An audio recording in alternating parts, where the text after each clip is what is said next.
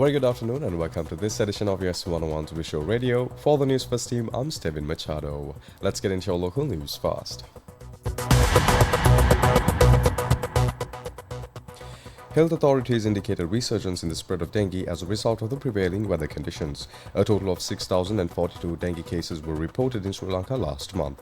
Statistical data reveal a gradual increase in dengue cases across the past 3 months. Accordingly, 3,766 cases were reported in March, followed by 5,166 cases in April. A total of 23,744 dengue cases have been reported thus far this year.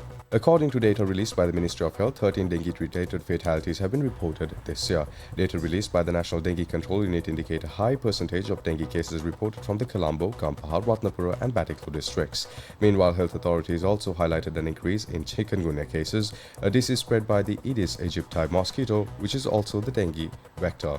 The highest percentage of chikungunya cases, 63.4%, is reported from the Colombo district.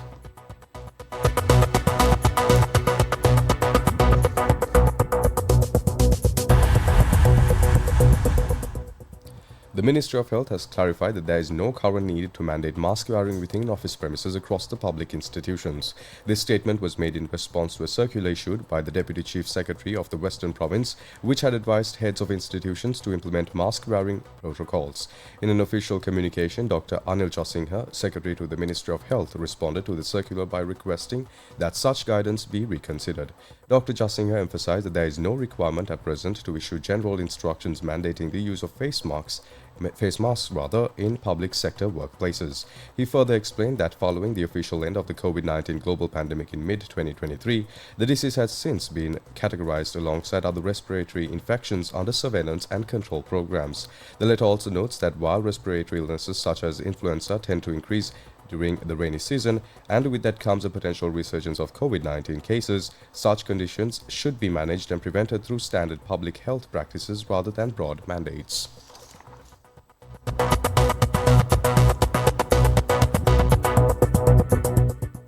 Moving on, former State Minister Shashindra Rajapaksa appeared before the Commission to investigate allegations of bribery or corruption this morning as part of an ongoing investigation into the alleged fraud linked to the importation of organic fertilizer.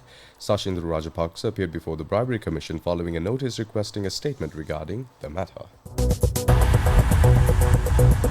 Up next is international news. International news.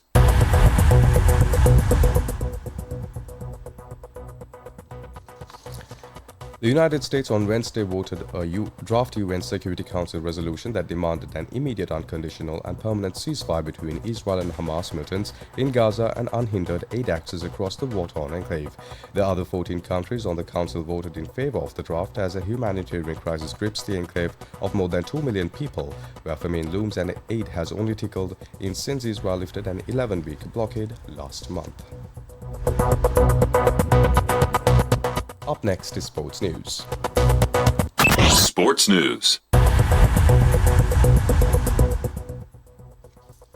In sports news, England are hopeful Sophie Ecclestone will be fit for this summer series against India despite the spinner suffering a new injury. Ecclestone was withdrawn from Lancashire's T20 defeat by Hampshire on Tuesday because of a quad problem. The severity of the injury will be assessed in the coming days. And with that, we wrap up this edition of Yes 101's Visual Radio. For the Newsfirst team, I'm Steven Machado. Thank you for watching.